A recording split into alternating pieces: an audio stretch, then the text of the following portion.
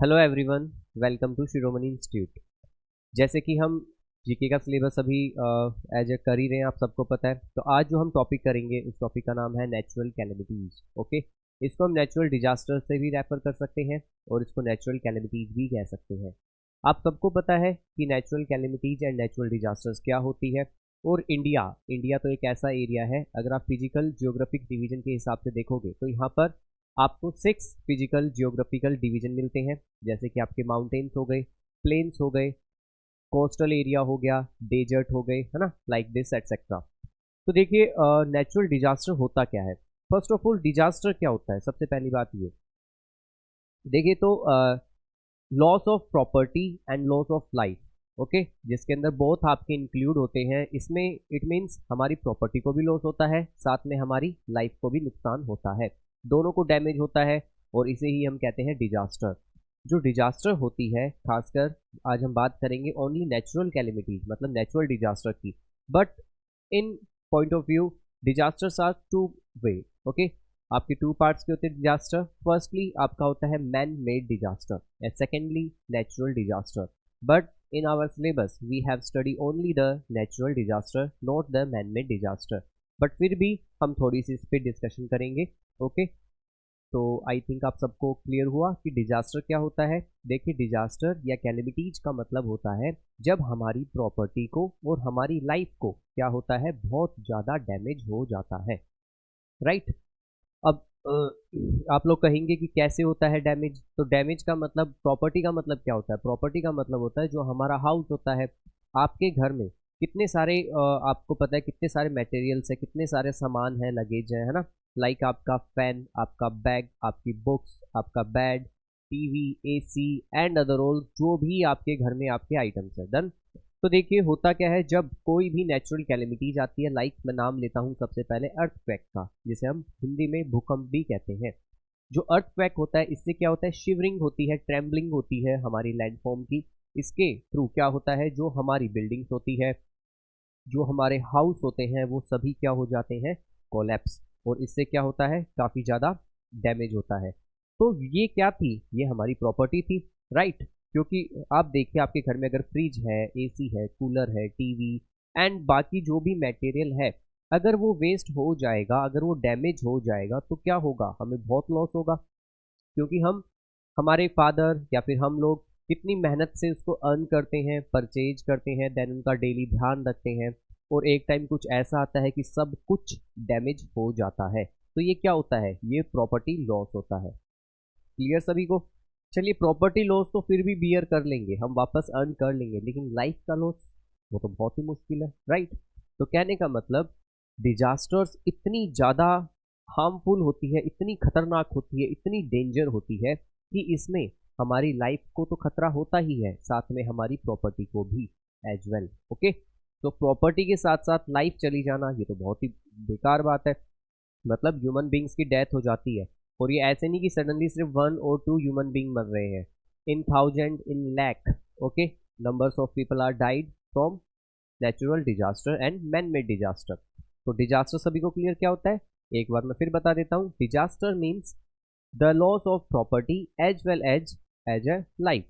Done. तो चलिए, अब हमारे सिलेबस में दे रखा है सिर्फ नेचुरल कैलेमिटीज, तो हम उसी के ऊपर स्टडी करेंगे। अब मैं आपको थोड़ा सा बताता हूँ कि मैन मेड डिजास्टर क्या होते हैं। चलिए, आप लोग ही पहले मुझे बताइए कि नेचुरल डिजास्टर कौन कौन से हो सकते हैं।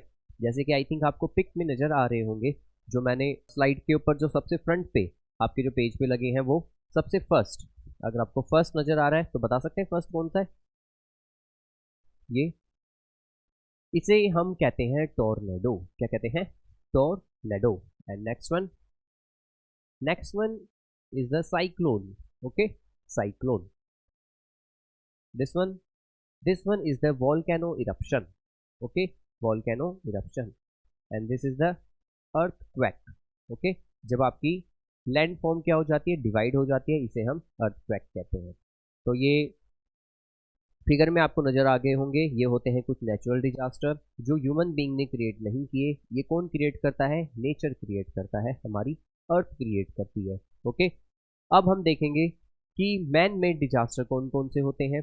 क्योंकि पहले मैं आप लोगों से ही पूछना चाहता हूँ, आप लोगों को पता है मैन मेड डिजास्टर कौन से होते हैं? आपके दिमाग में सबसे नंबर 1 आएगा सर वॉर। बिल्कुल करेक्ट, वॉर। जो वॉर होती है एक कंट्री की दूसरी कंट्री से, तो क्या होता है? प्रॉपर्टी को तो लॉस होता ही है, साथ में लाइफ को भी लॉस होता है। इसलिए इसको भी हम कैटेगराइज करते हैं एज ए डिजास्टर। डन। तो वॉर में आपको पता है मिसाइल्स, बॉम्ब, आपके गन्स एंड रॉकेट्स काफी सारे यूज किए जाते हैं। तो जब इनको यूज किया जाता है तो क्या होता है? Loss of property as well as आपकी लाइफ भी। डन। एंड इसके अलावा हम कह सकते हैं कोलैप्सिंग ऑफ बिल्डिंग। कभी कभी जो हमारी इंजीनियरिंग या फिर हमने अगर बहुत ही रॉ मटेरियल यूज किया है हमारी बिल्डिंग्स में, तो बिल्डिंग्स कोलैप्स हो जाती है। और बिल्डिंग्स में आपका प्रॉपर्टी भी है, बिल्डिंग में आप रहते भी हैं, तो क्या होगा? ये भी डिजास्टर की कैटेगरी में आएगा। Okay. Third one, third one is the fire. Okay. जो फायर होती है, ठीक है, क्योंकि ह्यूमन बींग्स ने अच्छे से रहते हैं, है ना, हम अच्छे से लीव करते हैं अपने, लेकिन अगर कभी फायर लग जाए तो फायर पता आपको कितनी डिस्ट्रक्टिवफुल होती है? ठीक है, बहुत ही डिस्ट्रक्टिव होती है क्या? फायर। ओके। फायर से काफ़ी ज़्यादा हमारी property and as well as हमारी लाइफ को भी लॉस होता है। इसके अलावा आप एक और कह सकते हैं जो कि होते हैं रोड एक्सीडेंट्स। रोड एक्सीडेंट्स में हमारी प्रॉपर्टी और लाइफ को भी लॉस होता है। आपको पता है एक्सीडेंट्स कितने मतलब होते हैं, कितने लोग अपनी जान गंवाते हैं एक्सीडेंट्स के अंदर। तो इसको भी हम कैटेगराइज करेंगे किसमें? डिजास्टर में। डन। तो नेचुरल डिजास्टर 2 टाइप्स, ये आप सभी को क्लियर हुआ। तो ये था इस चैप्टर का इंट्रो। अब इस चैप्टर में क्योंकि हमारे सिलेबस के अंदर बता रखा है ओनली नेचुरल कैलेमिटीज, कि कौन कौन से नेचर के थ्रू कोई कैलेमिटीज होती है, वो हम डिटेल में डिस्कस करेंगे। A sudden event that cause large scale damage to life और a property. Damage to life और प्रॉपर्टी। ओके। कोई सडनली ऐसा इवेंट हो जाए जिससे हमारी लाइफ एज वेल एज हमारी प्रॉपर्टी डैमेज हो जाए, उसे हम क्या कहते हैं? Natural calamities. A natural disaster produced by natural forces that can cause harm to society, और ये हार्म करती है हमारी फुल टू फुल सोसाइटी को भी। एग्जाम्पल इसमें flood, earthquake, cyclone and volcano etcetera. Okay. Man made disaster caused by activities of human beings, example fire building collapse, sorry fire building collapse, road accidents जैसे कि मैंने आपको बताया ही अभी, है ना, एंड आपके वॉर एक्सेट्रा। तो इसमें देखिए दोनों के बीच में डिफरेंशिएट करके इन्होंने बता दिया कि नेचुरल डिजास्टर कौन से होते हैं जो कि नेचर की वजह से होते हैं, एंड आपके मैन मेड डिजास्टर कौन से होते हैं वो भी इन्होंने शो कर दिया। तो आपको क्लियर हुआ? तो हम नेचुरल डिजास्टर में हम एग्जांपल दे सकते हैं फ्लड का, अर्थक्वेक, साइक्लोन, वॉल्केनो, एंड आप मैन मेड डिजास्टर में कह सकते हो fire, building collapse, road accident and war. ये मैंने कुछ पिक्स लगाए हैं जो कि है नेचुरल डिजास्टर्स के। ठीक है, चलिए देखते हैं कौन कौन से क्या क्या डिजास्टर्स है। सबसे फर्स्ट दिखा रखा है टोर्नेडो। टोर्नेडो मोस्टली आपके इंडिया के अंदर, वैसे राजस्थान, आपके गुजरात, यहाँ पर ये फॉर्म होते हैं। टोर्नेडो क्या होता है? ये बहुत ही डेंजरस होते हैं।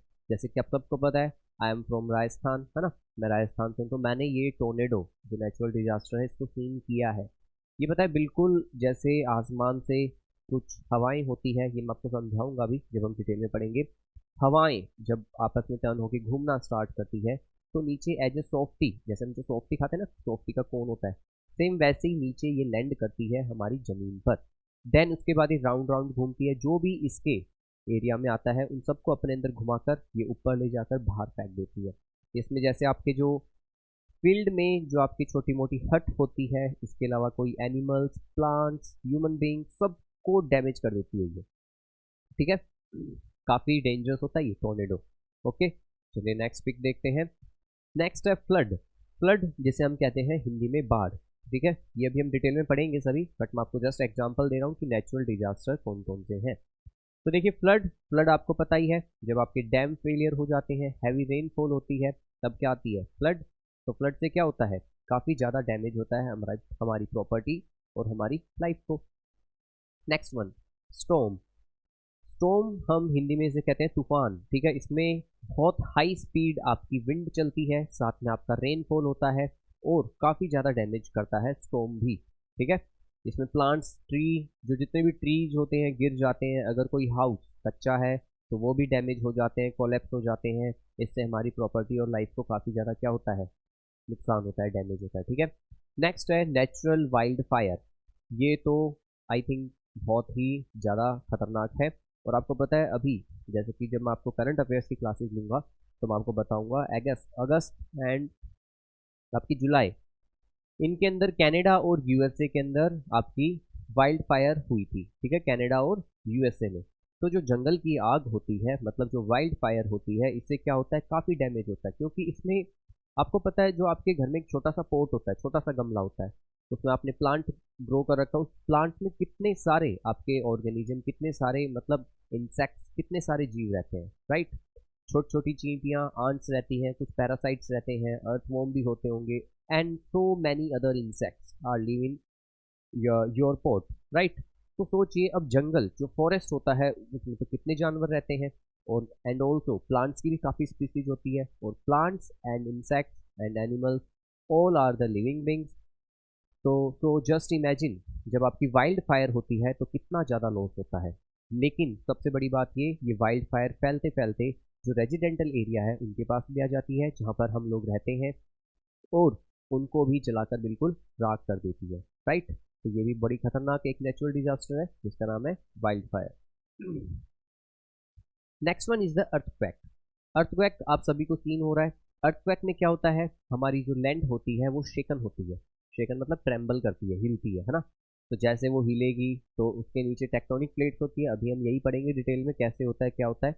तो अर्थक्वेक में आपको पता है, आप जैसे रोड को देख सकते हैं, गाड़ी यहाँ पे बिल्कुल थिक और रोड बिल्कुल टूट चुका है, बिल्कुल रोड खत्म हो चुका है। नेक्स्ट है हमारा ड्रॉट। ड्रॉट हम कहते हैं सूखे को।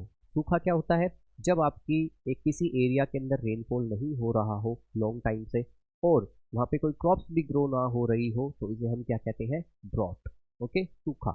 और एनिमल्स मर जाते हैं, पीने के लिए पानी नहीं होता, ड्रिंकिंग वाटर नहीं होता, क्रॉप्स को इरिगेशन के लिए नहीं होता, देन सम टाइम जो ह्यूमन बींग्स है वो भी डेड कर जाते हैं। Next one tsunami. सुनामी ये आप देख सकते हैं, काफ़ी बड़ी हार्बर वेव्स है, ठीक है, काफ़ी बड़ी वेव्स है।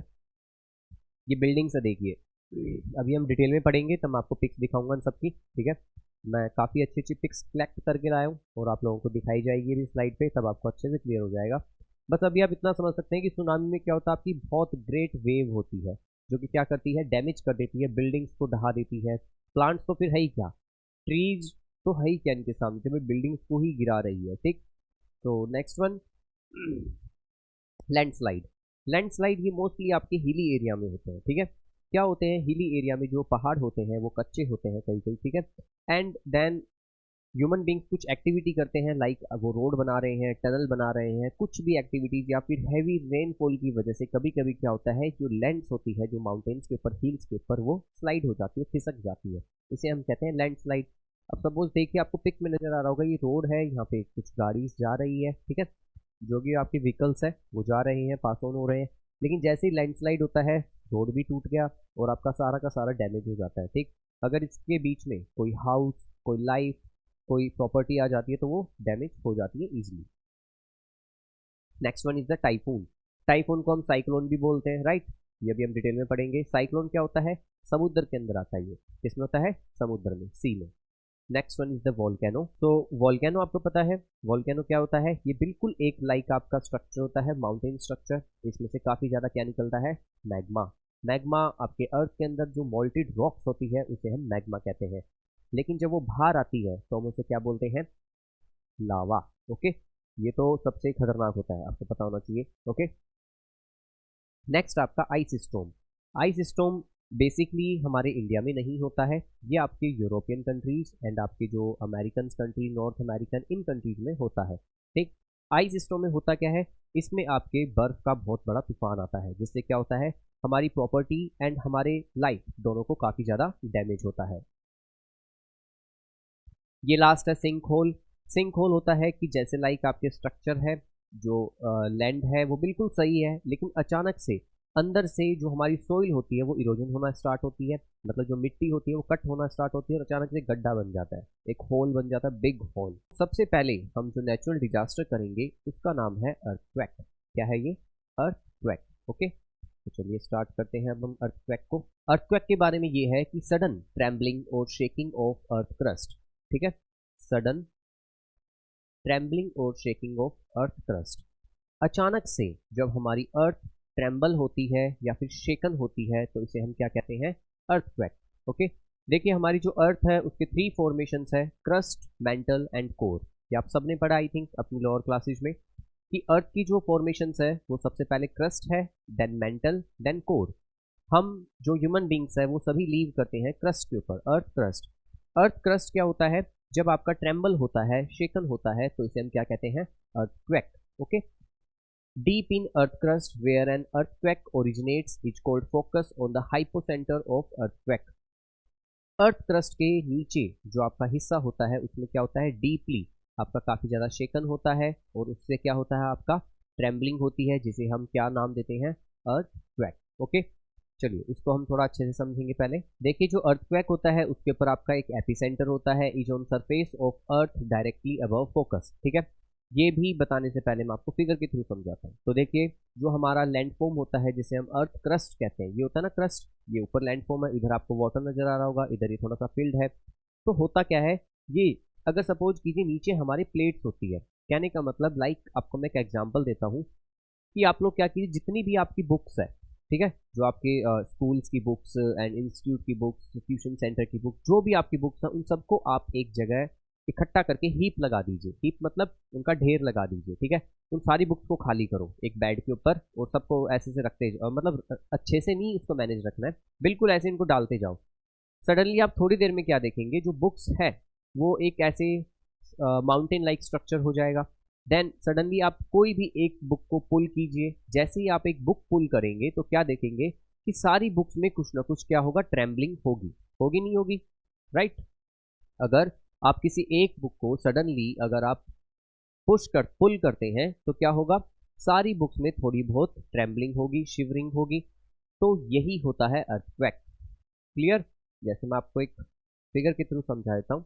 सपोज कीजिए लैंडफॉर्म है, ठीक है, ये हमारी लैंड है, इसके ऊपर यहाँ पे काफी सारे हाउस है, ये बिल्डिंग्स, ये आपके ट्री, ये हमारी झोपड़ी, राइट। तो अब देखिए अगर ये है, अगर नीचे आपके मैंने क्या बताया, इसके नीचे काफी बड़ी बड़ी टेक्टोनिक प्लेट्स है, ये हो गई प्लेट्स। अब अगर सडनली कोई प्लेट ब्रेक करती है, टेक्टोनिक प्लेट्स क्या होती है, टेक्टोनिक प्लेट्स वो प्लेट्स होती है जिससे हमारा अर्थ क्रस्ट फॉर्म है। ओके, अर्थ क्रस्ट जो form by is tectonic plates. Tectonic plates are not stable. Okay, tectonic plates अभी तक आपकी स्टेबल नहीं हुई है, ये नॉन स्टेबल है। इट मीन्स जैसे आप लोगों ने सभी ने देखा होगा, जब भी हमारा घर का न्यू हाउस आपका फॉर्म होता है या फिर आपके नियर बाय गली के अंदर कोई प्लॉट हो या फिर कहीं पर कोई घर बन रहा हो, न्यूली बिल्ट हाउस हो, तो आप क्या देखते हैं, सबसे पहले उसमें फाउंडेशन होता है।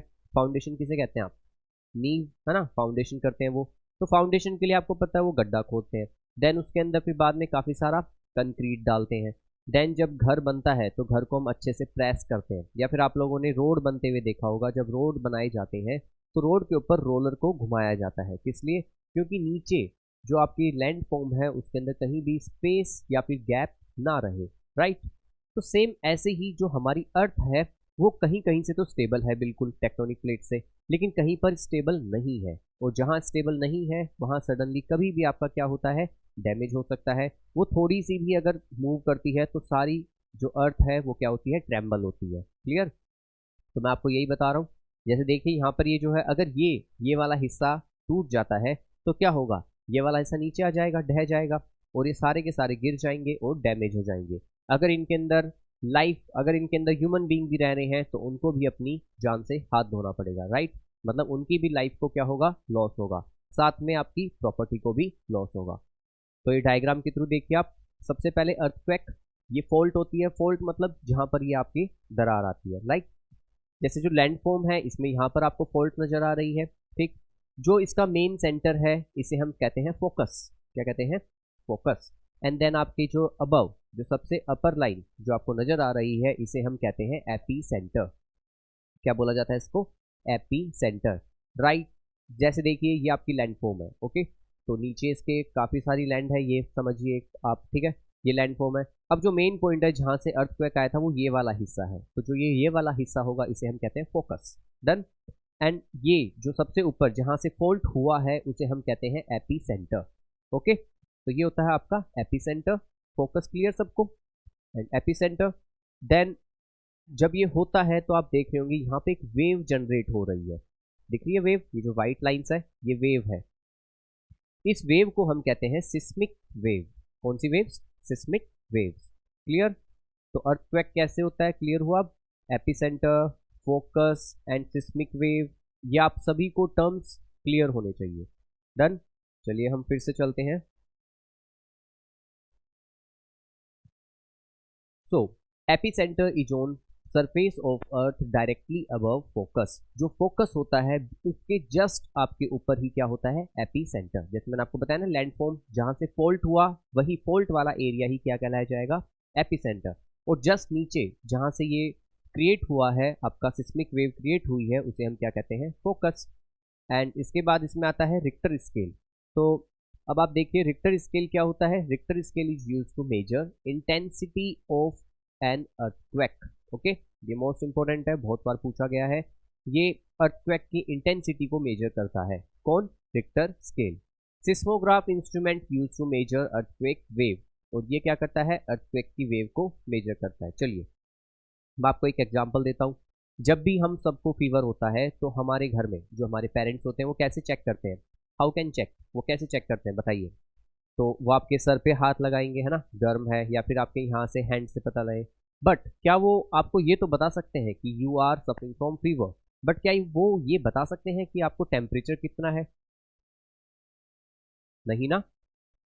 वो सिर्फ सपोज कर सकते हैं, वो सिर्फ एक अप्रोक्स बता सकते हैं कि आई थिंक 100 हो फीवर आपके, या फिर 99 हो, या 101 हो, बट वो एक्यूरेट नहीं बता सकते। I am right? ओके, सो इसके लिए क्या होता है, एक अलग से इंस्ट्रूमेंट होता है जिससे हम मेजर करते हैं कि फीवर कितना तेज है।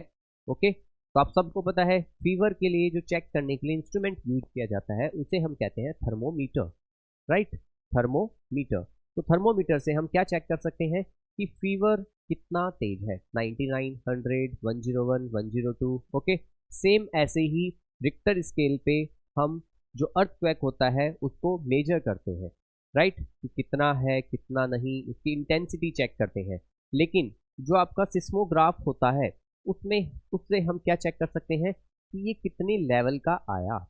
ठीक है, कि अर्थक्वेक जब क्रिएट हुआ या जनरेट हुआ तो उसकी रेंज कितनी थी, हमें रेंज पता करनी होती है। ठीक है, आप सबको पता है 1 to 10 ये रेंज होती है। ठीक है, अर्थक्वेक में रेंज क्या होती है?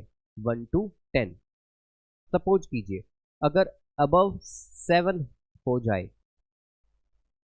अगर अबव 7 हो अर्थक्वेक, तो इट मीन्स ये अर्थक्वेक बहुत ही डिस्ट्रक्टिव फुल होता है। क्लियर हुआ क्या बता रहा हूं मैं आपको ये बता रहा हूं, अगर हमने सिस्मोग्राफ से मेजर किया कि अर्थक्वेक जो आया उसकी रेंज क्या थी, अगर वो 7 अबव आता है उस स्केल के अंदर, जैसे आपके पास थर्मोमीटर होता है तो थर्मोमीटर में हम चेक करते हैं, अगर हमें 103, 104 डिग्री अगर सेल्सियस अगर आपको फीवर है तो it means you should go to the doctor. Right?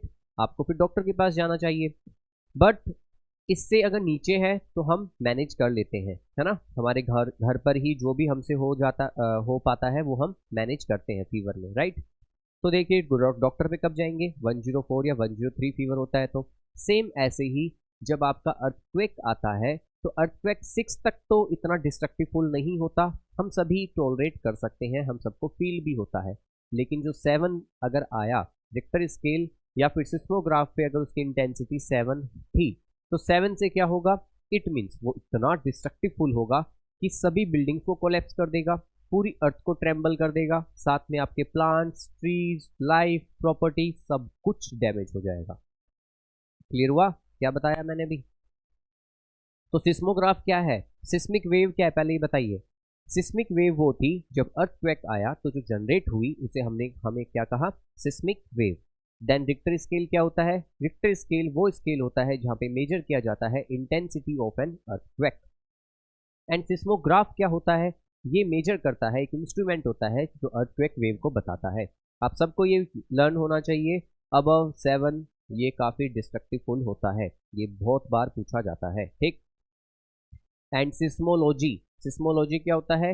Is the scientific study of, यहाँ पे लिखा नहीं, मैं लिख देता हूँ, scientific study of earthquake, okay, of earthquake. तो मैंने आप सबको फिगर के थ्रू समझा दिया है कि एपिसेंटर क्या होता है, फोकस क्या होता है, सिस्मिक वेव क्या होती है, अर्थक्वेक आपका कैसे हैपन होता है, right, and seismology, seismograph, Richter scale, done. तो जैसे कि मैंने आज आपको बताया था कि मैं आपके जो भी हमारे टॉपिक होंगे उन सब टॉपिक्स के लिए मैं काफ़ी अच्छे कलेक्शंस लाया था आपके पिक्स के लिए। तो चलिए अब हम कुछ पिक्स देखते हैं अर्थक्वेक की। सबसे फर्स्ट आपको नज़र आ रही होगी, ये अर्थक्वेक से काफ़ी ज़्यादा डैमेज हुआ है इस बिल्डिंग को, एज वेल एज आपकी लाइफ एंड प्रॉपर्टी ऑल्सो, है ना। चलिए सेकेंड पिक देखते हैं। देखिए ये काफ़ी डिस्ट्रक्टिवफुल है ना। जो भी हाउस है सभी आपके बिल्कुल तहस नहस हो चुके हैं, काफ़ी स्पॉइल हो चुके हैं, डैमेज हो गए हैं, प्रॉपर्टी को तो लॉस हुआ ही, साथ में आपकी लाइफ को भी। जब मैं आपको करंट अफेयर्स की सीरीज होगी तब मैं आपको बताऊंगा कि फरवरी के अंदर जो 2023 था, इस समय टर्की के अंदर काफ़ी डिस्ट्रक्टिवफुल आपका अर्थक्वेक आया था, राइट। और आपको पता है अर्थक्वेक वैसे अगर नोटिस किया जाए कि इस साल भी वैसे इंडिया में भी काफ़ी अर्थक्वेक हुए, है ना, बट वो इतने डिस्ट्रक्टिवफुल नहीं हुए और होने भी नहीं चाहिए। मैं सिर्फ इंडिया की ही नहीं बात कर रहा, इवन हम वर्ल्ड की भी बात कर रहे हैं। बट जब ये नेचुरल डिजास्टर आती है तो सभी कंट्रीज इनकी हेल्प भी करते हैं, राइट। जैसे आपके अभी Afghanistan, I think June and July mid summer के बीच में, ठीक, काफ़ी ज़्यादा अर्थक्वेक जो था वो 7.4 था रिक्टर स्केल पे, और 7.4 का मतलब होता है बहुत ही ज़्यादा नुकसान। जो आपको पीछे पिक नज़र आ रही है डिस्प्ले में, ये अफगानिस्तान की ही पिक है, ठीक है। क्लियर हुई सबको आपको? तो ये होता है अर्थक्वेक में। चलिए नेक्स्ट देखते हैं। ये मैंने आपको समझा ही दिया सबको, ठीक है, कि एपिसेंटर क्या होता है, फोकस क्या होता है, फॉल्ट, फॉल्ट मतलब जो दरारें जो भूकंप के कारण हो जाती है अर्थक्वेक के कारण, सिस्मिक वेव को भी हमने देखा। सो नेक्स्ट वन, अब देखिए जो हमारा अर्थक्वेक होता है, जो फॉल्ट क्रिएट होती है, उन फॉल्ट के आपके वैसे 3 टाइप्स होते हैं। मैंने आपको क्या बताया, टेक्टोनिक प्लेट्स। टेक्टोनिक प्लेट्स ऐसी प्लेट्स है जो कि अभी तक स्टेबल नहीं हुई है, ठीक है। हमारी अर्थ में जो टेक्टोनिक प्लेट्स है वो स्टेबल नहीं हुई है, इस वजह से क्या होता है, आपका सडनली अर्थक्वेक आता है। तो देखिए जो फॉल्ट होते हैं, फॉल्ट आपके 3 टाइप्स के होते हैं, एक होता है रिवर्स फॉल्ट, नॉर्मल फॉल्ट और strike slip fault. Fault means हम कहाँ रहते हैं, where we live, earth crust, crust के ऊपर हम सपोज कीजिए क्रस्ट है, ठीक है, देन इसके नीचे आपका मेंटल है, देन इसके नीचे कोर है। तो अर्थ क्रस्ट के ऊपर ह्यूमन बींग्स, लिविंग बींग्स जितने भी है सभी रहते हैं। जैसे देखिए अगर आप फर्स्ट फिगर देखेंगे तो ये रिवर्स फॉल्ट है, इट मीन्स ये आपकी क्रस्ट की लेयर है, ठीक है, ये सपोज कर लीजिए ये मेंटल है और ये कोर है, ओके। तो यहाँ पर क्या हुआ, ये जो इतना बड़ा आपका प्लेट था ये किधर की साइड फॉल्ट, अपवर्ड की साइड जा रहा है, ठीक है। तो इससे क्या होगा, अर्थक्वेक जनरेट होगा। सेकंड, इसमें ये नीचे आ चुका है आपका लो लेवल पे, और इधर आप देखेंगे ये दोनों कन्वर्ज हो रहे हैं, डन। ये कैसे हो रहे हैं, स्ट्राइक स्लिप फॉल्ट कहते हैं इसे। ये आपके एग्जाम्स में तो नहीं आता, बट जस्ट मैंने आपको समझाने के लिए बताया है कि अर्थक्वेक से फॉल्ट क्रिएट होती है जो कि बहुत ही ज़्यादा डैमेजफुल होती है, राइट। चलिए जो नेक्स्ट नेचुरल डिजास्टर है number 2, this is the flood. What is the flood, okay. तो फ्लड सबसे पहले आप पिक ही देख सकते हैं, इस पिक्चर में आपको क्या नजर आ रहा है फ्लड में, आप देख रहे होंगे काफ़ी सारे हाउस है ना, एंड काफ़ी सारे आपके ट्री है, एंड कुछ भी नहीं समझ में आ रहा कि रोड कहाँ है, एंड घर की सिर्फ हमें रूफ नज़र आ रही है, और रूफ पे काफ़ी सारे आपके पीपल भी है। ये इधर हमें रिवर नज़र आ रही है काफ़ी बड़ी सी, है ना, इधर की साइड क्या है, ये रिवर, ओके। सो फ्लड क्यों आती है, फ्लड से होता क्या है, फ्लड के एंड रिजल्ट क्या होता है, हम इसी के बारे में अब हम पढ़ेंगे, डन। तो फ्लड को वैसे हिंदी में हम कहते हैं बाढ़, क्या कहते हैं, बाढ़। चलिए, an overflow of river water, ठीक है, ये राइसर नहीं ये रिवर आएगा, ओके, तभी करेक्ट कर लीजिएगा बाद में। River water beyond it's normal level on land area, जो हमारा लैंड का एरिया होता है, अगर उस पे वाटर, रिवर का वाटर ओवरफ्लो होने लगे उसे हम फ्लड कहते हैं। देखिए जो रिवर्स होती है उनका एक फिक्स्ड पाथ होता है कि वो ऐसे अपना वाटर फ्लो करती है, एंड देन समुद्र जो हमारा ओशियन होता है, समुद्र होता है, उसमें अपना रिवर क्या करती है, अपना वाटर फॉल डाउन कर देती है। लेकिन अगर रिवर के अंदर एक्स्ट्रा वाटर हो जाता है लाइक रेनफॉल की वजह से, या फिर सडनली आपका डैम फेलियर हो जाए, या फिर और एनी अदर रीजन, अगर रिवर के अंदर ज़्यादा ओवरफ्लो ऑफ वाटर हो जाएगा तो क्या होगा, इससे इससे क्रिएट होती है आपकी फ्लड। क्या होता है, फ्लड, कॉजेज ऑफ फ्लड। ठीक है, फ्लड के क्या रीजन्स है जिसकी वजह से फ्लड आपकी क्रिएट होती है, आती है। वैसे ही नॉर्मली है, आप सबको पता है, number 1 overflow of river, right, number 1 overflow of river, river के ओवरफ्लो से, melting of lot of snow, जो हमारे ग्लेशियर्स होते हैं, जो हमारे माउंटेन होते हैं, अगर उनके पर स्नो है काफ़ी ज़्यादा, अगर वो मेल्ट होती है तो उससे क्या क्रिएट होता है, आपका flood. Strong tides, cyclones and tsunami in ocean, अगर स्ट्रॉन्ग टाइड्स क्रिएट होती है, साइक्लोन आते हैं एंड सुनामीज आती है आपकी ओशियंस में, तो इसका क्या रीजन माना जाएगा, आपका flood. Dam failure, okay, dam failure, you know about the dam failure. जो डैम होते हैं, बड़े बड़े बांध होते हैं, वो फेल हो जाते हैं, जिसकी वजह से क्या होता है, फ्लड क्रिएट होता है। आप वापस एक इमेज देख सकते हैं, ये कुछ पर्सन्स है, जब फ्लड आ जाती है तो ये पूरे के पूरे डिप हो जाते हैं, है ना, आप देख रहे होंगे सभी डूबे हुए हैं। इन्होंने बच्चों को ऊपर ले रखा है, क्यों, क्योंकि अगर नीचे छोड़ेंगे तो डूब जाएंगे, मर भी सकते हैं। इसलिए फ्लड बहुत ही खतरनाक, एक आप कह सकते हो बहुत काफ़ी ज़्यादा एक डेंजर आपकी क्या होती है, नेचुरल डिजास्टर होती है। ये देखिए, ये पिक है आपकी फ्लड की। ठीक है, एक बार मैं वापस स्क्रीन से साइड हो जाता हूँ, आप देखिए इसे अच्छे से, आपको क्या नज़र आ रहा है। ठीक है, लिटिल बिट थोड़े से घर, और बाकी जो एरिया है पूरा मर्ज हो चुका है किसमें, वाटर में, राइट।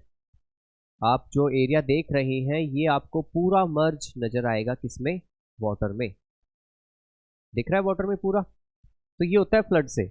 अब देखो फ्लड क्या करता है, फिर पानी आखिर निकलेगा कैसे, जाता कहाँ है पानी, तो ये रिवर के थ्रू ही काफ़ी टाइम लग जाता है, 10 to 15 डेज पानी को कम होते होते। क्योंकि आप सोचो, जब घर में पानी घुस जाता है तो कितना ज़्यादा हमारी प्रॉपर्टी को डैमेज करता है, राइट। चलिए नेक्स्ट देखते हैं। ये देखिए, ये जो आपको पिक दिखाई दे रही है, ये है हमारी डैम फेलियर की। किसकी है, डैम फेलियर। डैम क्या होते हैं, डैम उसे कहते हैं जहाँ पे हम वाटर को स्टोर करके रखते हैं, वाटर को कलेक्ट कर लेते हैं, जो रिवर वाटर होता है, ताकि उस वाटर से हम इलेक्ट्रिसिटी जनरेट कर सकें, साथ में इरिगेशन कर सकें, ड्रिंकिंग वाटर अवेलेबल कर सकें, एंड फिशिंग ऑल्सो ये भी कर सकें। ठीक है, so dam failure is the main reason of the flood. Okay, तो आप देख रहे हैं ये डैम था, ये ब्रेक हो चुका है, जो इसमें वाटर था इसके पीछे ये क्या हो चुका है, ओवरफ्लो हो रहा है। ओवरफ्लो होने से क्या होगा, जो आपके प्लेन एरिया होंगे, लाइक जो आपके मैदानी इलाके होंगे, लाइक यूपी बिहार, वहाँ क्या आएगा, फ्लड। ठीक है, तो ये सबको क्लियर पिक। ठीक है, चलिए नेक्स्ट। नेक्स्ट है flood prone area in India. India में कौन से ऐसे एरिया है जो कि फ्लड प्रोन है। फ्लड प्रोन का मतलब होता है ऐसे एरिया जिनमें फ्लड आने की ज़्यादा आपके चांसेस रहते हैं। ठीक, लाइक अगर मैं बात करता हूँ दिल्ली, तो दिल्ली में तो पॉसिबल ही नहीं है। हरियाणा, हरियाणा में भी पॉसिबल नहीं है, अभी तक हमने सुना ही नहीं कभी फ्लड आई हो। दिल्ली में इस साल हुआ था, ठीक है, अगर जो दिल्ली से हैं उनको पता होगा कि लाल किला जो कि आपका रेड फोर्ट है, उसकी साइड में थोड़ा बहुत फ्लड जैसी कंडीशंस कुछ बनी थी, बट हम उसे प्रॉपर फ्लड नहीं कह सकते, राइट। मोस्टली जो आपकी फ्लड प्रोन एरिया है इंडिया में वो है Indo Gangetic area, okay, in the north, and Brahmaputra plains in the north east India. Okay, so north India के अंदर जो एरिया है वो है Indo Gangetic area. Indo means आप ये भी कह सकते हो Indus river, Gangetic means Ganga river. Okay, जो गंगा रिवर है जो कि इंडिया की लॉन्गेस्ट रिवर है, सो गंगा रिवर की काफ़ी सारी ट्रिब्यूटरी रिवर्स भी है। तो क्या होता है, जो गंगा रिवर है, गंगा रिवर में ट्रिब्यूटरी रिवर्स अपना वाटर थ्रो करती है। उससे क्या होता है, जब ये वाटर जा रहा होता है तो अगर ओवरफ्लो ऑफ वाटर होगा, लार्ज इन अमाउंट पे वाटर होगा, तो क्या होगा, फ्लड होगा। ठीक है, आप सबको पता है ना कि गंगा जो रिवर है, उत्तराखंड, देन यूपी उत्तर प्रदेश, बिहार, झारखंड, पश्चिम बंगाल, है ना, इन्हीं स्टेट से होके जाती है, आपकी फ्लो होती है। तो जब ये फ्लो होती है, अगर पीछे से अगर ज़्यादा इसमें वाटर का अमाउंट हो जाता है, क्वांटिटी वाटर की ज़्यादा होगी, तो जो नियर बाई एरिया होंगे उनमें क्या होगा, उन सब एरिया के अंदर आपका फ्लड क्रिएट हो जाएगा। सेम ऐसे ही north east India, north east India में हमारा है असम, अरुणाचल प्रदेश, मणिपुर, राइट। आप सबको पता है ना, नॉर्थ ईस्ट इंडिया में हम कुछ स्टेट्स ऐसे हैं जिनको सेवन सिस्टर्स कहते हैं। पता है आपको सेवन सिस्टर्स कौन कौन से स्टेट है? अगर आपके एग्जाम में क्वेश्चन आ जाए कि 4 ऑप्शंस आपके पास और उनमें से pick any one from not of the seven sister states, अगर आपसे पूछा जाए कि इनमें से एक ऐसा बताइए जो सेवन सिस्टर स्टेट्स में इंक्लूड नहीं है, तो क्या आप बता सकते हैं? तो देखिए ब्रह्मपुत्रा, जो ब्रह्मपुत्रा रिवर है ये अरुणाचल प्रदेश, ठीक है, अरुणाचल प्रदेश से आते हुए आपके आती है कहाँ पर, असम, असम के बाद ये चली जाती है बांग्लादेश। ओके, तो ये जो रिवर है जब ये फ्लो होती है इंडिया में, तो ये रिवर जो इसके नियर बाय एरिया है, अगर चाइना से ज़्यादा पानी आता है या फिर रेनफॉल या कोई भी रीजन मान लीजिए, तो उससे क्या क्या क्रिएट हो जाती है, फ्लड। तो हमारा नॉर्थ ईस्ट रीजन में कौन क्रिएट करता है flood? Brahmaputra. That's why Damodar river is known as sorrow of Bengal. Okay, Damodar river को सोरो ऑफ बंगाल बोला जाता है। सोरो का मतलब होता है दुख, right, sorrow means pain, okay, difficulties, okay. So Damodar river is known as the sorrow of Bengal. Bengal का सोरो, बंगाल के अंदर दुख का क्या कारण है? What is the reason of sorrow of Bengal? So the reason is the Damodar river. Why? Because Damodar river always have create the flood, but now in days no flood create by Damodar river, right? सो देखिए Damodar river जब भी आपका monsoon का period होता है, तो monsoon के period में दामोदर रिवर में इतना ज़्यादा वाटर की क्वांटिटी आ जाती है जिससे वो क्या क्रिएट हो जाता है, वहाँ पर फ्लड क्रिएट होता है। इसलिए इसको हम दामोदर रिवर को क्या बोलते हैं? Sorrow of Bengal. And next one, Kosi river, most important, ये एग्जाम्स में बहुत बार आते हैं आपके, ठीक है। So mark the star, star mark कर लीजिए इन सभी पे।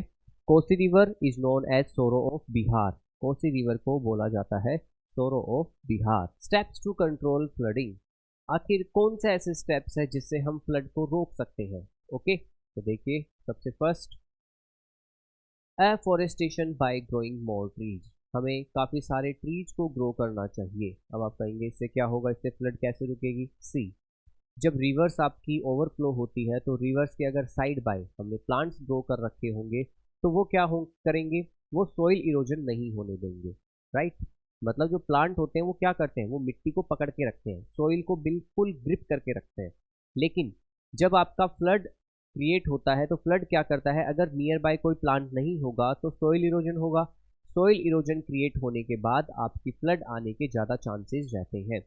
सो that's why we have control the flood by afforestation and growing more trees. Okay, next, building dams and reservoirs. Okay, हमें डैम्स को बिल्ड करना चाहिए, ठीक है, हमें डैम्स बनाने चाहिए, क्योंकि जब हमें पता है कि ये रिवर्स जैसे लाइक आपकी Damodar river and Kosi river ये सोरो है, एक बंगाल का और सेकेंड वन बिहार का, तो हमें इनको इनके वाटर को ओवरफ्लो होने से रोकना चाहिए। इनके लिए क्या करना चाहिए, इनके लिए करना चाहिए हमें डैम बना देना चाहिए, ठीक है, we should create the dam. Okay, अगर हम डैम क्रिएट कर देंगे इससे क्या होगा, इनका वाटर एक जगह एक्यूमुलेट हो जाएगा, देन फ्लड आने के चांसेस बिल्कुल भी नहीं रहेंगे। Next one is the building man made channels to divert water from the flooding.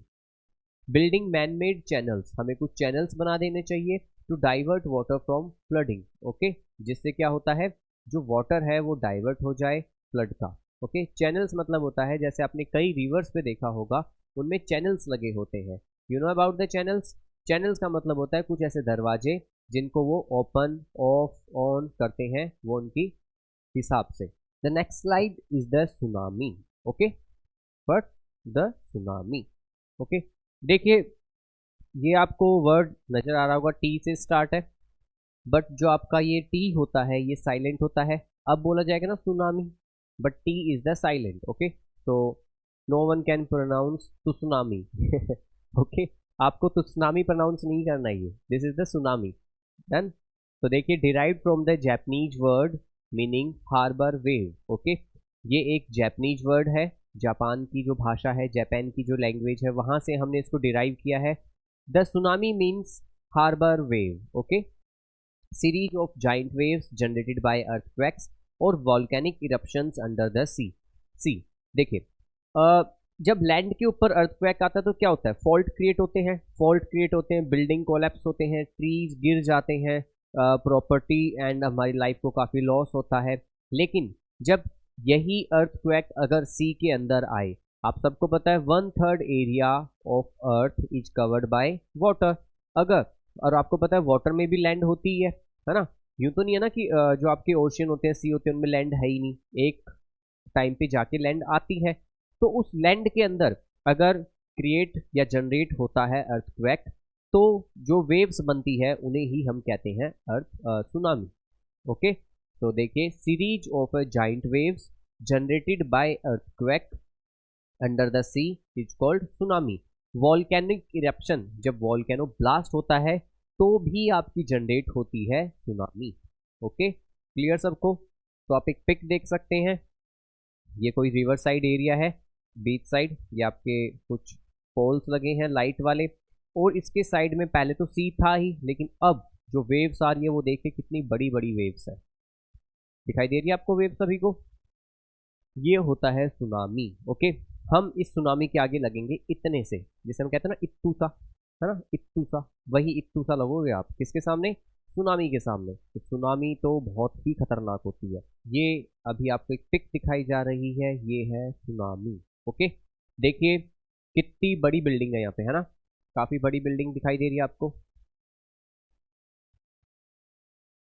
Okay, and ये जो आप हाउस देख रहे हैं, फ्लड तो आएगी, ये फ्लड का तो बहुत बड़ा रूप है ये। फ्लड तो आपकी यूं नहीं है कि फ्लड, आपको पता है फ्लड ऐसे नहीं आती है कि बहुत बड़ी वेव आई और सब कुछ बहा के ले गई, नहीं। फ्लड धीरे धीरे वाटर आपका बढ़ना स्टार्ट होता है, फिर पता लगता है वाटर का लेवल बढ़ता जा रहा है, फ्लड आ गया, फ्लड आ गया। ओके, बट सुनामी, सुनामी जब आती है तो इतनी बड़ी वेव्स आती है और वो सबको वाइप आउट कर देती है।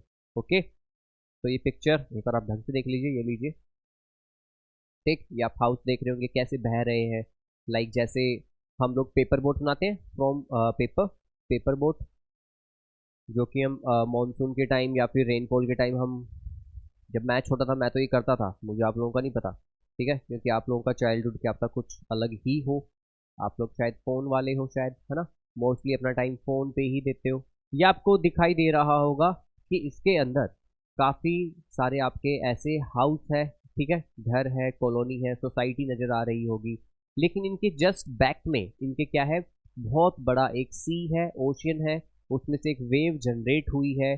और ये वेव कैसे जनरेट हुई? ये वेव जनरेट हुई है बाय अर्थक्वेक। तो आप देख सकते हैं थोड़ी देर में क्या, विद इन सेकेंड्स में ये जितने भी हाउस आपके सब वाइप आउट हो जाएंगे, वॉश हो जाएंगे, ऐसा लगेगा जैसे किसी ने इन पे झाड़ू मार दिए।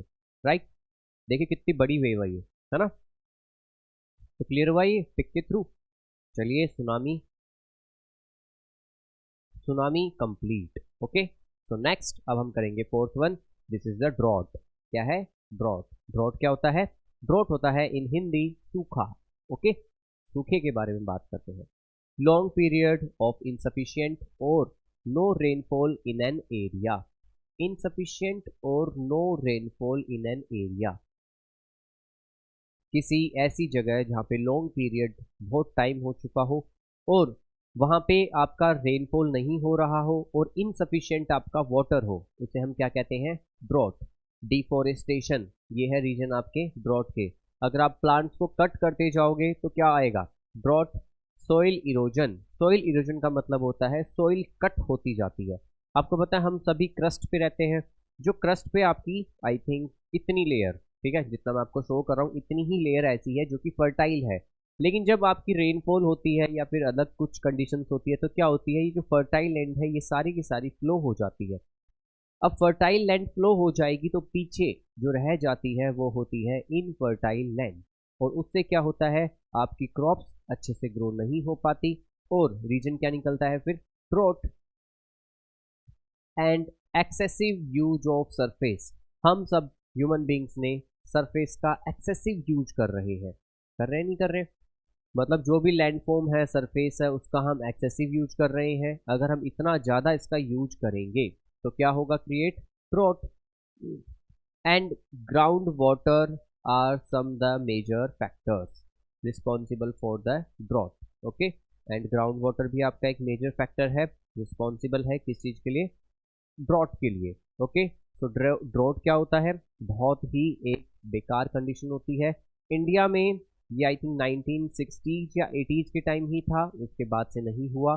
ड्रॉट में एक कंडीशन प्रोवाइड हो जाती है, एक कंडीशन मिलती है हमें जिसे हम कहते हैं famine. Okay, in famine there are the peoples are died from hunger and animals are also died from starvation. Okay, मतलब ड्रॉट में सूखा होता है जब आपके किसी एरिया में बहुत लंबे समय से आपकी रेनफॉल नहीं होती है, वहाँ पे कोई भी जनरेशन नहीं हो रही, कोई प्रोडक्शन नहीं हो रहा, कोई प्लांटेशन नहीं हो रहा, तो उस कंडीशन को हम क्या कहते हैं, ड्रॉट। क्लियर? तो आपको एक पिक भी नजर आ रही होगी, ये एक लैंड की पिक है।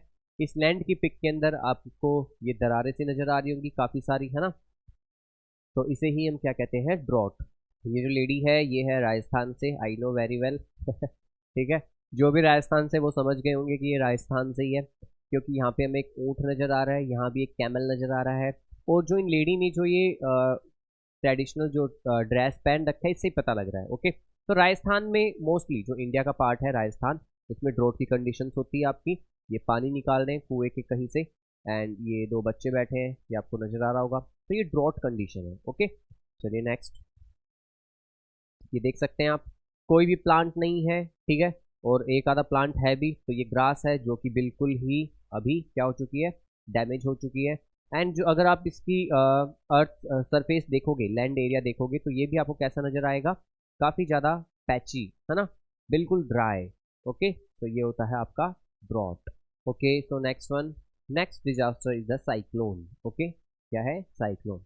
ओके, सी, जब आपकी hot air and cold air आपस में सबमर्ज होती है तो फिर बाद में वो क्रिएट करती है आपकी क्या, साइक्लोन।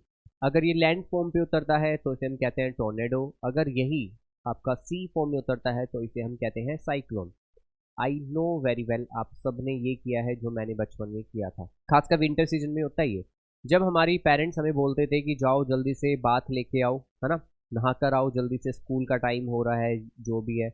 तो हमारे सामने एक बकेट होती थी, बकेट में वाटर होता था, हम लोग क्या करते, पहले तो जो जग होता है, मग होता है, उससे हम मग से बार बार वाटर के साथ खेलते रहते, प्ले करते। देन सडनली थोड़ी देर बाद हम क्या करते, उसके अंदर अपना हाथ डाल के उसको पूरा राउंड राउंड राउंड राउंड ये करते। आप सबने भी किया ये, किया नहीं किया? अच्छा, अभी भी करते हो, चलो। तो मैं तो करता था, ठीक है, आई थिंक आप भी करते होंगे।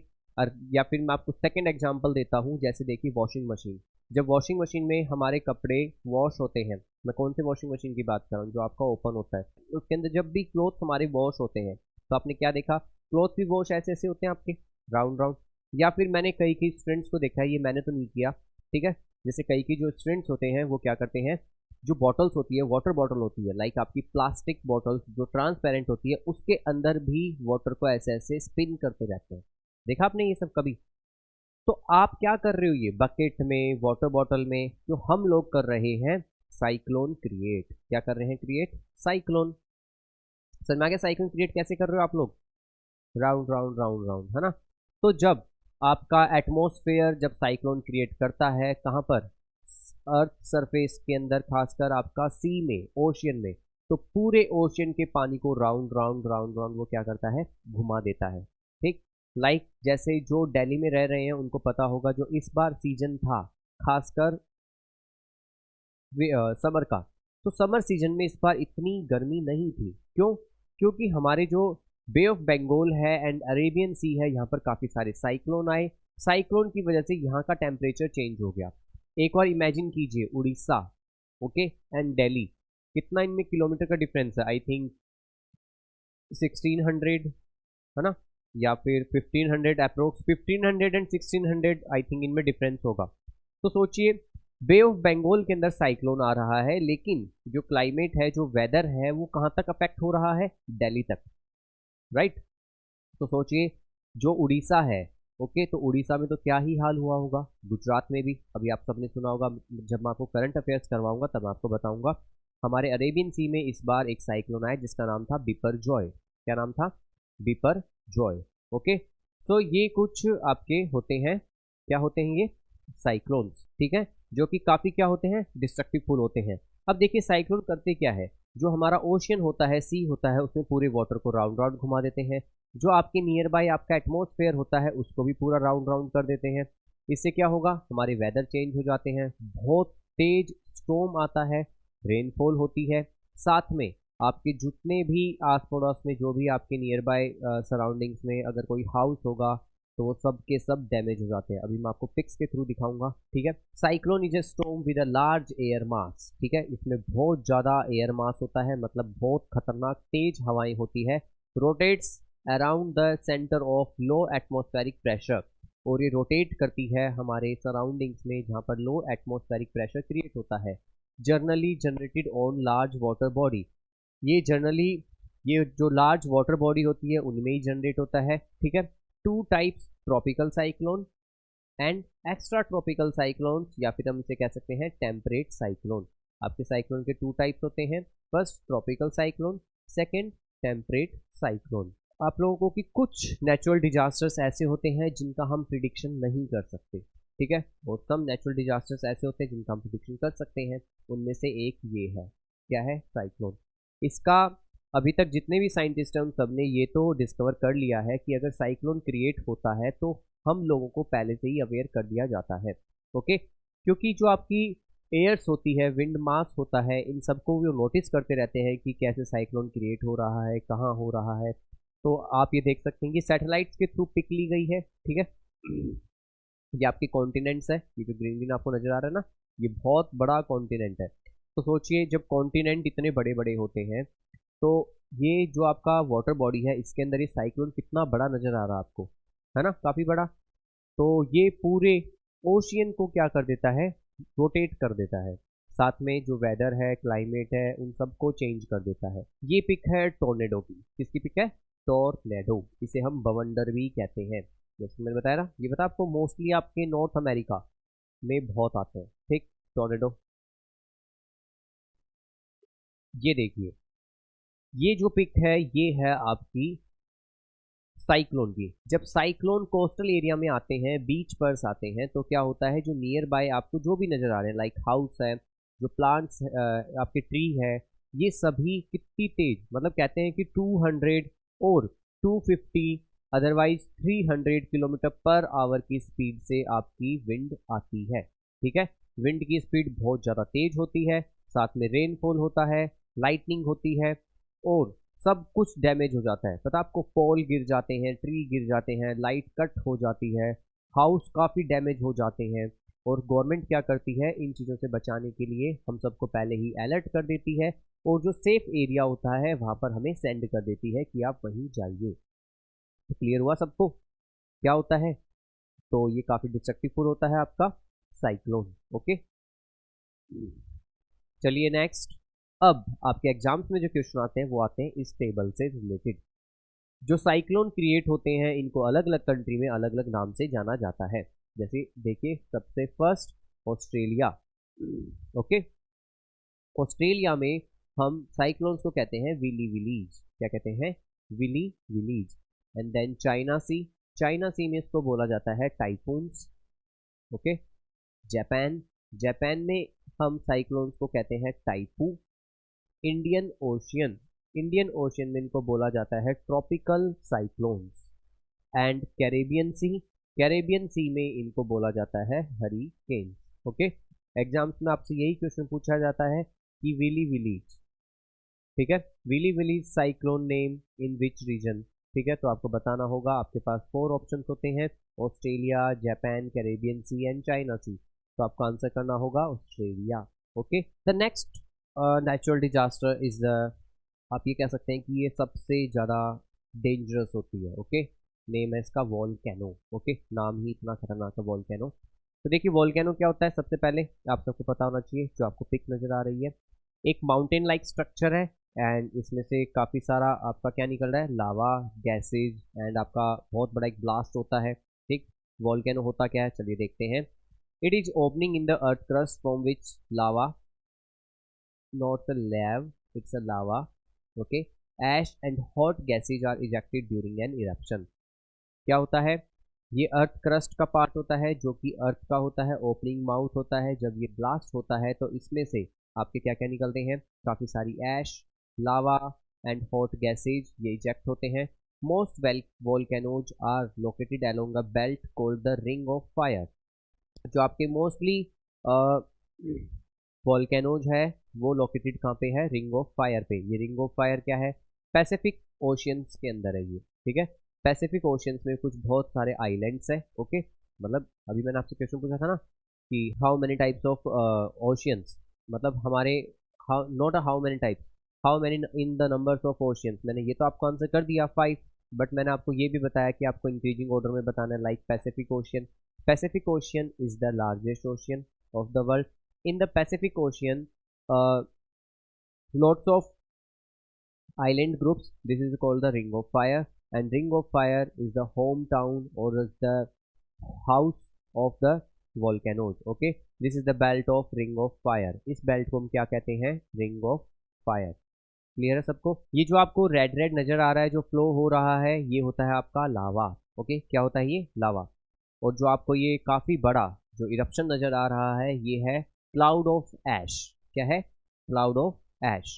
जब आपका वॉल्केनो इरप्ट होता है तो इसमें से काफ़ी ज़्यादा गैसेज इरप्ट होती है, साथ में आपकी ऐश भी एंड साथ में आपका लावा भी। ओके, ये देखिए वापस से एक और पिक, ये आपको नज़र आ रहा होगा, ये है देखिए वॉल्केनो। तो जो वॉल्केनो है वो तो ये है, एंड जो वॉल्केनो का ये एरिया है ये इसका माउथ इतना ही है। लेकिन जब ये इरप्ट होता है, जब ये ब्लास्ट होता है तो इतना ज़्यादा डिस्ट्रक्टिव फुल होता है कि पूरे एरिया में ऐश के ही ऐश, जैसे लाइक ये आपको नजर आ रहे होंगे एज ए क्लाउड की तरह, बट ये ऐश है। ठीक है, ऐश क्या होती है, राख। ठीक है, ये राख के बादल है इतने बड़े बड़े, इनमें काफ़ी सारी हार्मफुल गैसेज भी होती है जो कि हमारी बॉडी के लिए काफ़ी ज़्यादा हार्मफुल होती है। इसके साथ इसमें से काफ़ी सारे आपके बड़े बड़े पता है स्टोन्स भी निकलते हैं। ठीक है, बहुत बड़े बड़े पत्थर, इतने नहीं, इससे भी ज़्यादा बड़े, ठीक, जितना बड़ा कर सकते हो। काफ़ी सारे स्टोन्स निकलते हैं, हार्मफुल गैसेज निकलती है, ऐश निकलती है, राख, साथ में लास्ट में आपका निकलता है लावा। क्या निकलता है, लावा। ठीक है, इस पिक में तो लावा नजर नहीं आ रहा है, बट जैसे पहले वाली पिक थी इसमें आपको नजर आ रहा था, ये रहा लावा। ठीक है, ये क्या होता है लावा, इसे मैग्मा कहते हैं। जब ये अर्थ क्रस्ट के अंदर होता है, इनर साइड होता है, तब so called on magma. Okay, what is the magma, molted melted rocks is called magma. जो भी आपकी मेल्टेड रॉक्स होती है, मतलब अर्थ के अंदर, आपको पता है अर्थ का जो इनर टेम्परेचर है वो सन की सरफेस के इक्वल है। जितना सन की सरफेस का टेम्परेचर है उतना ही आपका अर्थ के अंदर, मतलब आपका इनर टेम्परेचर अर्थ का इतना ज़्यादा है। तो इससे क्या होता है, जो हमारी रॉक्स होती है वो मेल्ट हो जाती है सडनली, धीरे धीरे धीरे धीरे, ग्रेजुअली विद द टाइम। अब सपोज कीजिए मैं आपको गुस्सा दिलाता हूँ, ठीक है, चलो मैं तो क्यों ही दिलाऊँ, आपके घर में आपके जो सिबलिंग्स है, आपके यंगर या फिर एल्डर ब्रदर सिस्टर जो भी है, या फिर हमारे फ्रेंड्स कभी कभी हमें बहुत ज़्यादा पॉक करते हैं, राइट। मतलब वो हमें इतना गुस्सा दिलाते हैं, बार बार टीज करते हैं, टोंट मारते हैं, है ना। तो हम धीरे धीरे गुस्सा होते हैं, हम टॉलरेट करते हैं, चलो कोई नहीं, it's okay it's okay it's okay it's okay. But एक टाइम ऐसा आता है हमें इतना ज़्यादा गुस्सा आता है कि हम बहुत ज़्यादा ऐसे भर जाते हैं, फिर हम मारना वारना स्टार्ट करते हैं। कोई तो मारना स्टार्ट करता है, कोई सामान फेंकना स्टार्ट करता है, राइट। तो कहने का मतलब ये है, हम अपने अंदर बहुत सारा गुस्सा इकट्ठा करके नहीं रख सकते, सेम एज अर्थ भी ऐसे ही करती है। तो अर्थ के अंदर जो गुस्सा है वो किस फॉर्म में है, वो है मैग्मा के फॉर्म में, है ना।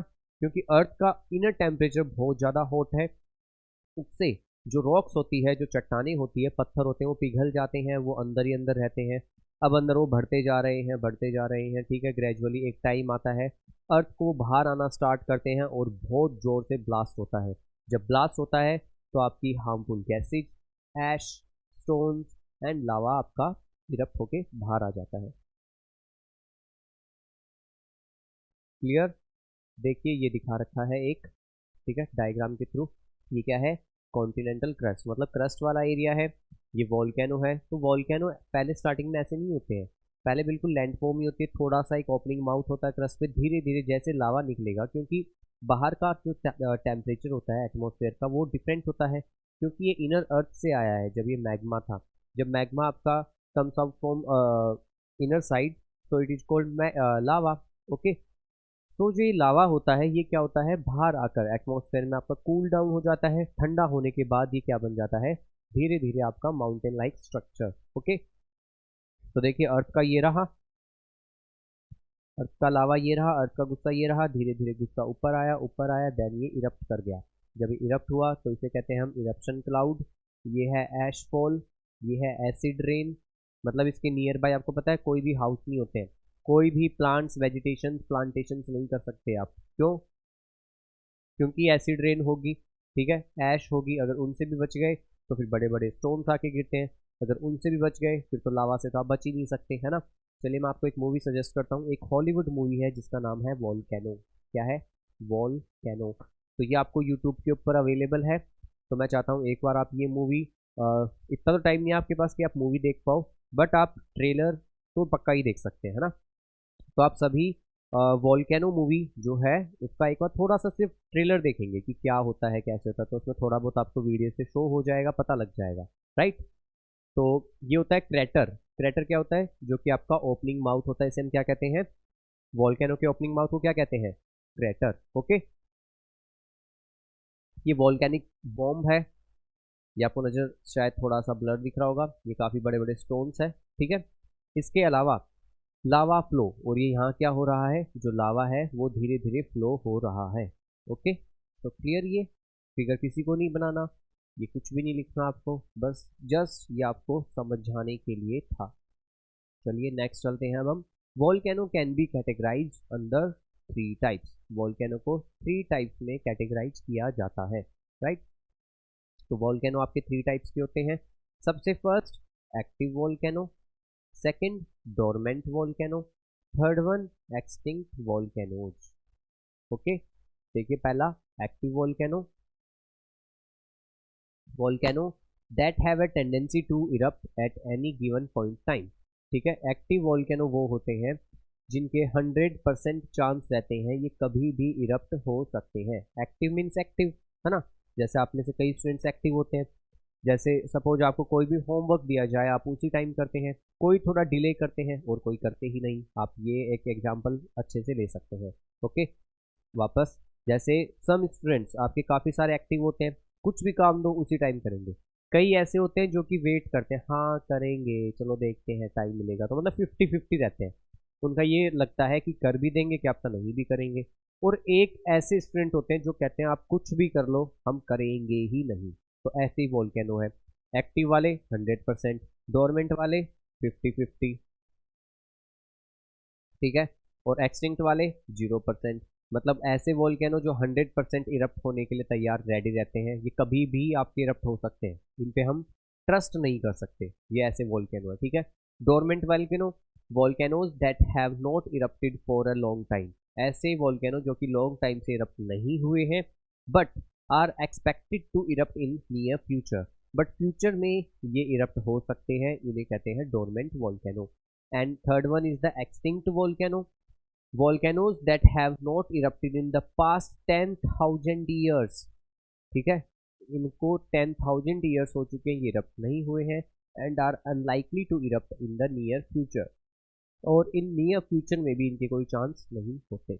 अब हम बात कर रहे हैं largest volcano in the world. Okay, कि जो वर्ल्ड में सबसे बड़े बड़े वॉल्केनो कौन कौन से हैं, ये आपके एग्जाम्स में पूछे जाते हैं। तो देखिए, सबसे फर्स्ट मोना लोआ, हवाई USA largest active volcano on the earth. ये यूएसए में एक स्टेट है, आपकी सिटी है काफ़ी फेमस जिसका नाम है हवाई, ये वहाँ का है।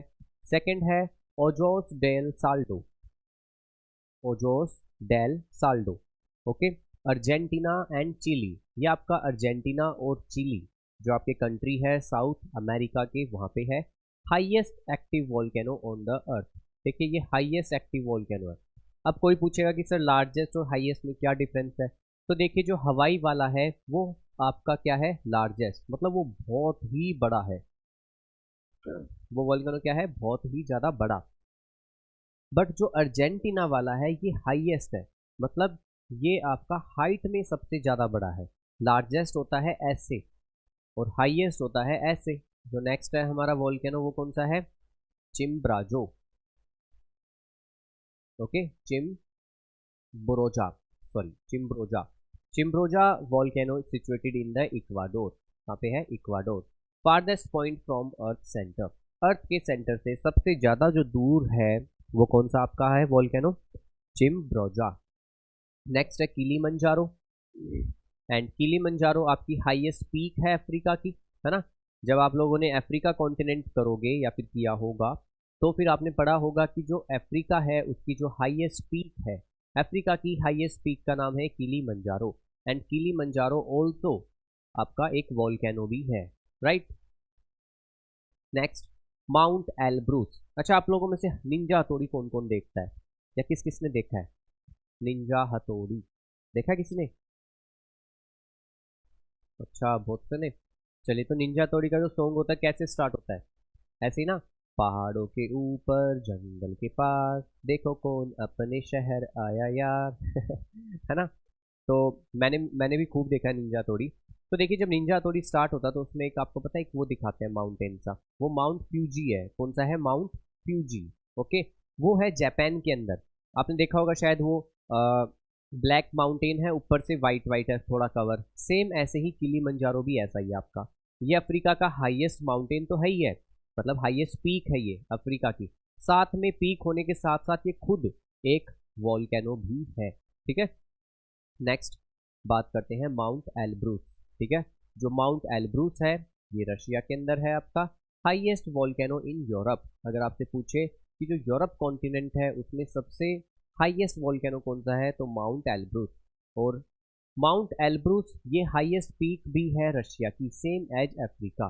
जैसे अफ्रीका की अगर आपसे पूछे हाईएस्ट पीक क्या है तो हम बताते हैं किलीमंजारो। अगर आपसे एशिया की पूछे हाईएस्ट पीक तो हम बताएंगे माउंट एवरेस्ट। अगर वर्ल्ड की पूछे तो भी हम बताएंगे माउंट एवरेस्ट। सेम ऐसे ही रशिया की हाईएस्ट पीक क्या है? Mount Elbrus. लेकिन माउंट एल्ब्रूस साथ में क्या है? एक वोल्केनो भी है, लाइक अफ्रीका के किलीमंजारो की तरह है। ओके, नेक्स्ट है मोनाकिया। मोनाकिया ये हवाई के अंदर है, यूएसए का। ये वर्ल्ड टॉलेस्ट माउंटेन है, ठीक है। ये टॉलेस्ट माउंटेन है वर्ल्ड का। नेक्स्ट है mount Sidley. Mount Sidley Antarctica के अंदर है ये, highest volcano in Antarctica.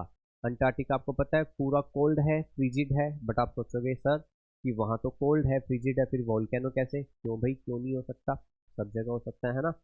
Next होता है माउंट एटना। जो माउंट एटना है ये है सिसली। सिसली ये आपकी प्लेस है इटली के अंदर, okay. Highest active volcano in Europe. Europe का हाईएस्ट एक्टिव वॉल्केनो है कौन सा? आपका Mount Etna. And last one is the Barren Island. Barren Island. So Barren Island only active volcano of India found in Andaman and Nicobar. Okay, यहाँ नीचे शायद आपको cut हो रहा है, दिखाई नहीं दे रहा, तो आप लिख सकते हैं अंडमान एंड निकोबार। ओके, तो बैरन आइलैंड के ऊपर क्या है आपका? बैरन आइलैंड है जो कि वॉल्केनो है, एक्टिव वॉल्केनो है, इंडिया के अंदर है। ये मैंने आपसे पूछा था क्या इंडिया में कोई वॉल्केनो है, तो हम कहेंगे यस। कौन सा है? एक्टिव है, डोरमेंट है, एक्सटिंक्ट है, हम कहेंगे एक्टिव। तो ये कहाँ है? ये है अंडमान एंड निकोबार। चलिए, जो फर्स्ट क्वेश्चन था कि what are the causes of earthquake, इसका जो आंसर होगा वो होगा ऑप्शन ए। क्या होगा? Option A. तो option A is the correct. Okay, तो next one, second question. Second question ये था which are the natural disasters mentions below. तो इसमें भी ऑप्शन होगा आपका option D, all of the above. ये सभी हमारी नेचुरल डिजास्टर्स है ना। अर्थक्वेक भी है, फ्लड भी है, सुनामी, स्टॉर्म, वॉल्केनिक इरप्शन, ये आप सभी ने अभी जस्ट पढ़ी है। Next, what are the causes of flood. Flood के क्या क्या रीजन है, तो हम वापस कहेंगे फ्लड के ये सभी रीजन्स है, ठीक है ना। क्योंकि heavy rainfall, sudden snow melt, industry increase the value and rate of waste discharge after storm, clearing of forest for agriculture. तो इसका भी आंसर क्या है? All of the above. Next, which continent has no active volcano. so the right answer is the Australia. Australia have the no volcano. Okay,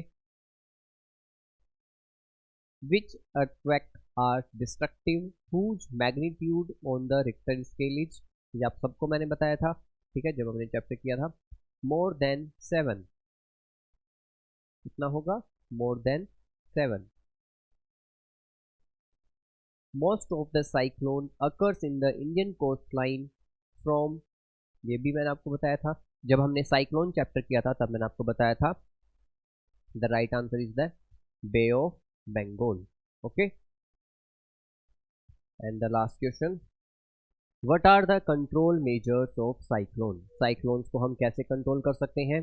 so the right answer is the all of the above. Okay, you know, planting more trees, अगर हम more trees grow करेंगे तो cyclone को थोड़ा कम डिस्ट्रक्टिवफुल होगा, है ना, उसकी वेव्स, उसकी जो विंड की स्पीड्स है वो हम तक नहीं आ पाएंगी। सेकंड, कंस्ट्रक्शन डैम, अगर हम डैम क्रिएट कर देंगे तो डैम से क्या होगा, आपके साइक्लोन्स को हम कंट्रोल कर सकते हैं, है ना, फ्लड को भी, ये फ्लड का भी हो सकता है।